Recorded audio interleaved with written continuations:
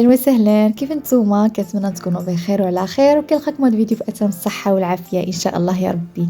هذه واحد كوموند وغادي نشارك معكم خطوه بخطوه كيفاش كنوجدوها، ولاول مره غادي نعطيكم سر من اسرار النجاح ديال سلو المغربي 100%. غادي تنجح معكم ان شاء الله من اول استعمال. غادي تشكروني عليها بزاف. مكونات حاضره والمذاق حاضر والتعليكه كل شيء يا سلام. وهاد المكونات اللي كتشوفوها دابا يمكن لكم تزيدوا عليها من عندكم، يمكن لكم تنقصوا نتوما شنو كتبغيو. فاحنا في هاد لاكوموند هادي النفيسه ديالنا قالت لك خصها هاد الشيء هذا بالضبط، ما خصهاش شي حاجه زايده وما خصهاش شي حاجه ناقصه. فنبداو على بركه الله ونشرح لكم هنا المكونات اللي عندي الطحين، الزنجلان، حبه حلاوه والنافع، كاوكاو واللوز. هنا عندي اللوز على 3 ديال الاشكال. هذا هو السر اللي بغيت نقول لكم الاول. عندي الاولاني كان مثلا عندي 3 كيلو، كيلو كنحمرو في الفران، كيلو كنقليه بالقشور ديالو، وكيلو كنسلقو ماشي كنسلقو غير كنكب عليه الماء طايب وكنزولو القشره ديالو.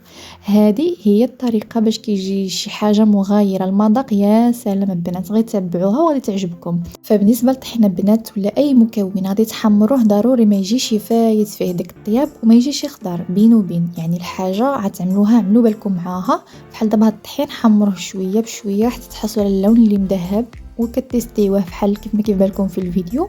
كتشوفوا اللون اللي غادي يخرج لكم واش هو اللي كتبغيوه. حيت الا كان الطحين محمر اكثر من القياس اولا اللوز محمر اكثر من القياس والزنجلان كذلك راه كيعطي واحد المروره خايبه كتبقى في الفوق. اما بالنسبه للزنجلان فكاينه طريقه خاصه ديال التنقيه ديالو مغايره على باقي المكونات. ضروري كيتغسل البنات باش داك الزنجلان كامل كيطلع الفوق، وداك الحاص ولا داك الحجر اللي ما عندي به غرض كامل كيبقى لتحت كيجيني ساهل في التنقيه ديالو. فصافي كندوزو النيشه المقيله كنبقى نحمرهم حتى كيتحمر وكينشف مزيان. عاد كنقدر نقيه ونفضو شويه بشويه كيجيني ساهل ماهل، ما كيديليش الوقت بزاف. وهاد الطريقه غادي تعاونكم بزاف في التنقيه ديال الزنجلان. كاين الناس اللي عارفين هاد الطريقه وكاين الاخوات اللي عاد مبتدئات، علاش لا نشاركوا معاهم كلشي خطوه بخطوه باش يشوفوا التفاصيل كامله كيف ما وعدتكم في هذا الفيديو مفصل. يعني اي حاجه ما كتعرف لا شي ولا اي حاجه عندك فيها شي هذا ضروري غادي نشرح لك في هذا الفيديو خطوه بخطوه باش ان شاء الله ينجح معك من اول استعمال ويجي داك الشي بنين وتشكرني عليه ان شاء الله. علاش لا. صافي البنات. اما بالنسبه للنافع وحبه حلاوه ما كنغسلهمش انا نيشان، كندوز نقيهم مزيان. ما كنستعملش هذيك الكميه كامله، كنستعمل غير شويه بحكم انا كانت عندي كونتيتي كبيره وكانت باقا عندي واحد الكومونت اخر فاضطريت نقي هذه الكميه كامله.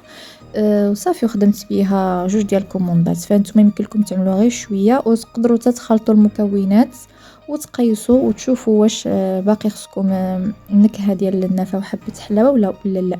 هنا بالنسبه للوز باش يجيكم مقرمش ما كتخليوهش في الماء بزاف. الا بغيتو تحيدوا القشره ديالو كتكبوا عليه الماء غليان وكتخليوه غير شويه حتى كتشوف داك القشره بدات تحيد. صافي ديك الساعه كتزولوا، حيت الا خليتوه في الماء بزاف راه كيشرب ديك الماء وكيرجع ديك اللوز مليك ومكتبقاش داك التقرميشه مزيونه. اما بالنسبه للطريقه ديال القلي ديالو فكما كتشوفوا هنا عندي في الفيديو كنعمل نار مهيله والمقيله كيكون عندي الزيت بارد. يعني انفو كنخوي الزيت بارده في المقيله ديالي كنخوي ديك الساعه اللوز والزيت بارد ماشي سخون ونار مهيله وكنبقى نحرك بشويه بشويه حتى كيكون اللوز عندي واجد ومذهب كيف ما غتشوفوا في الفيديو. غتشوفوه ملي غادي تحيدوه غادي يكون شويش ما مذهبش ديك اللون اللي باغيين نتوما. راه ما حدو كيبرد اللوز وهو كيشبر اللون المذهب. فهمتوا البنات؟ يعني واخا تحيدوه بكري شويه بحال هذا اللون هذا راه ما حدو كيبرد معاكم وهو كيشبر اللون مزيون.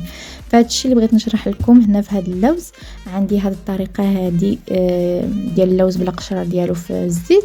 راه كناخذ الربع ديالو كنهرمشو كنخلطو مع الخليط ديالي، اما التباقي كنكتفي به للتزيين.